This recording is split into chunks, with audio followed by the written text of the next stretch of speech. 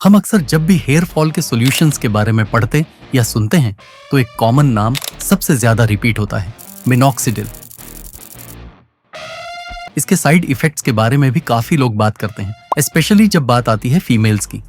कहीं हम सुनते हैं कि यह बहुत इफेक्टिव है, तो कभी सुनने को मिलता है इसे स्कैल्प इरिटेशन और अनवांटेड फेशियल हेयर का इश्यू होता है।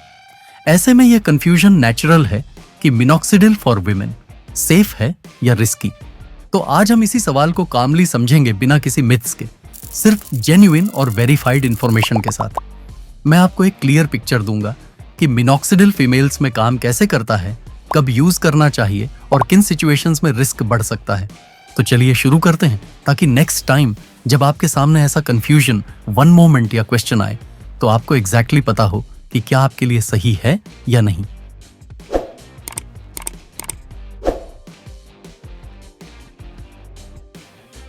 What is minoxidil and why women consider it? सबसे पहले समझते हैं कि ये मिनॉक्सिडिल असल में है क्या।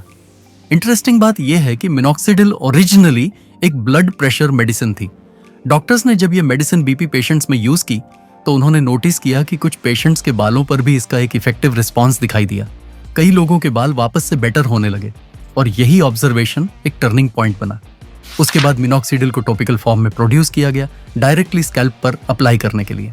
आज यह विमेन के लिए भी एक कॉमनली प्रिस्क्राइब्ड ऑप्शन है, स्पेशली उन केस में जहां female pattern hair loss FPHL prominent होता है।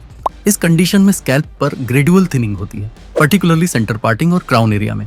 अब समझते हैं मिनॉक्सिडिल काम कैसे करता है। बेसिकली ये हेयर फॉलिकल्स को स्टिमुलेट करता है, उन्हें एक्टिव ग्रोथ फेज में ज्यादा देर तक रखता है और रेस्टिंग फेज यानी शेडिंग फेज को छोटा करता है। सिंपल वर्ड्स में समझाऊं तो ये उन रूट्स को वेकअप करता है जो स्लो या इनएक्टिव हो चुके हैं। लेकिन एक चीज याद रखिए, ये एक सपोर्टिव ट्रीटमेंट है, not a one stop solution. और इसी वजह से यूज करने से पहले समझना जरूरी है कि ये कितना इफेक्टिव है और किस स्टेज पर बेस्ट काम करता है। इसी पर हम आगे डिटेल में बात करते हैं। How effective is it for women?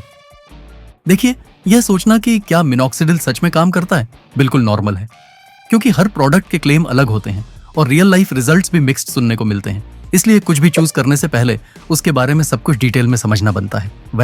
अगर फैक्ट्स की बात करें तो मल्टीपल क्लिनिकल स्टडीज में मिनॉक्सिडिल के इफेक्ट को मेजर किया गया है।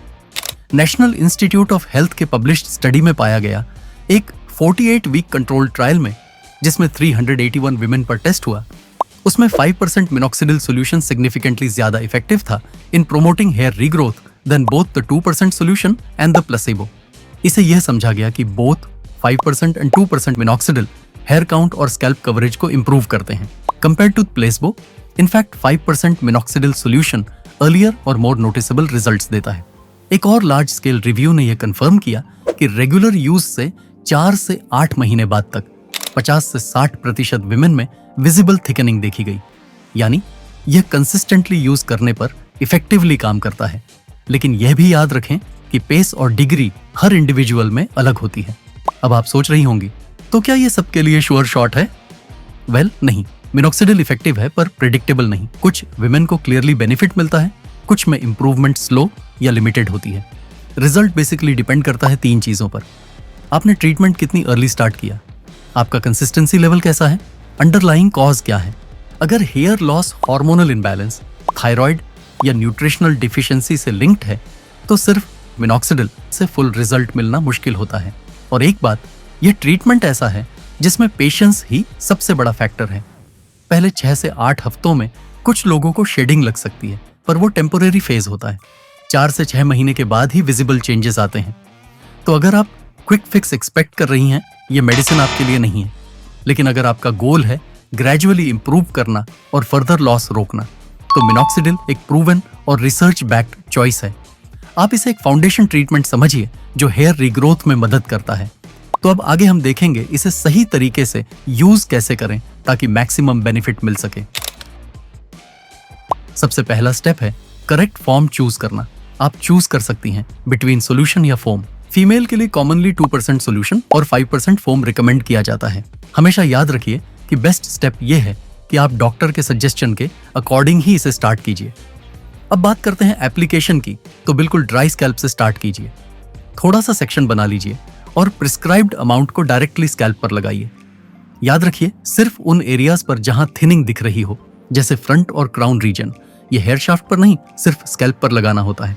अगर आप 2% सोल्यूशन यूज कर रही हैं तो जनरली दिन में 2 बार लगाना होता है, सुबह और शाम। और अगर 5% फोम है तो बस 1 बार डेली, प्रेफरेबली रात में लगाइए। एक और इम्पोर्टेंट टिप, अप्लाई करने के बाद कम से कम 4 घंटे तक स्कैल्प को ड्राई रखना होता है।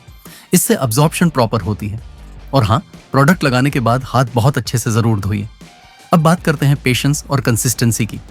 मिनॉक्सिडिल एक लॉन्ग टर्म ट्रीटमेंट है। विजिबल डिफरेंस आने में 4 से 6 महीने लग सकते हैं। फुल इफेक्ट के लिए कभी कभी 1 साल तक रेगुलर यूज करना पड़ता है।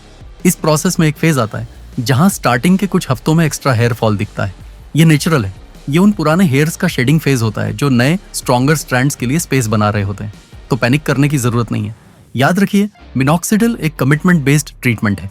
जितनी रेगुलरली और करेक्टली यूज करेंगे उतना स्टेबल और बेटर आउटकम मिलेगा। और हाँ, ये भी समझ लीजिए, ज्यादा लगाना इसका रिजल्ट फास्ट नहीं करता, बस इरिटेशन और ड्राइनेस बढ़ाता है। सो प्रिस्क्राइब्ड अमाउंट ही बेस्ट होती है।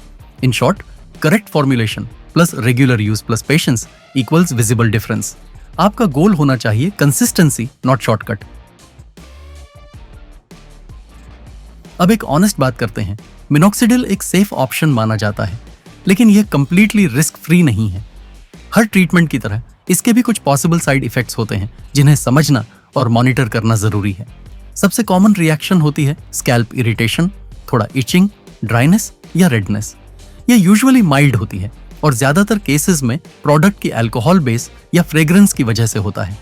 आप चाहें तो माइल्ड शैम्पू और जेंटल कंडीशनर यूज करके स्कैल्प को काम रख सकती है। दूसरा, इनिशियल शेडिंग फेज, जो मैंने पहले भी मेंशन किया है। स्टार्टिंग के कुछ हफ्तों में थोड़ा एक्स्ट्रा हेयर फॉल दिखता है, लेकिन यह समझिए, ये ट्रीटमेंट का पार्ट है, प्रॉब्लम नहीं। ये इंडिकेट करता है कि फॉलिकल्स एक्टिव फेज में आ रहे हैं। तीसरा, अनवांटेड हेयर ग्रोथ। कुछ फीमेल्स को फेशियल या बॉडी एरियाज पर फाइन हेयर नजर आता है, स्पेशली अगर सॉल्यूशन गलती से ड्रिप हो जाए या ओवर यूज हो जाए तो। इसे अवॉइड करने के लिए अप्लाई करते वक्त प्रिसीजन मेंटेन करना इंपॉर्टेंट है। ध्यान दें और ट्राई करिए कि प्रोडक्ट सिर्फ स्कैल्प के थिनिंग जोन पर ही लगाइए। रेयरली कुछ यूजर्स को सिस्टेमिक इफेक्ट्स फील होते हैं, जैसे ब्लड प्रेशर थोड़ा लो लगना या माइल्ड डिजीनेस। ये यूजुअली तब होता है जब मिनॉक्सिडिल ज्यादा क्वांटिटी में यूज किया जाए या ओरल फॉर्म ली जा रही हो। अगर आपको ऐसे सिम्टम्स दिखें तो इमीडिएटली डॉक्टर से कंसल्ट करना सबसे सेफ स्टेप होता है।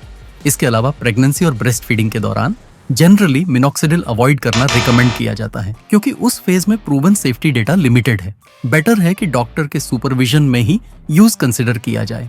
तो सिंपल शब्दों में कहूं, मिनॉक्सिडिल जनरली सेफ है जब करेक्ट तरीके से और करेक्ट पेशेंट के लिए यूज हो। तो लेडीज, आई होप आपको आपके सवाल का क्लियर जवाब मिल गया होगा। मिनॉक्सिडिल महिलाओं के लिए सेफ है, लेकिन बिना गाइडेंस के रिस्की बन सकता है। एक चीज याद रखिए, आपके हेयर फॉल की जर्नी यूनिक है। किसी और का रिजल्ट कॉपी करने से बेटर है कि आप अपना पर्सनलाइज्ड प्लान फॉलो करें। और हाँ, पेशेंस और रेगुलरिटी, यही सबसे बड़े टूल्स हैं।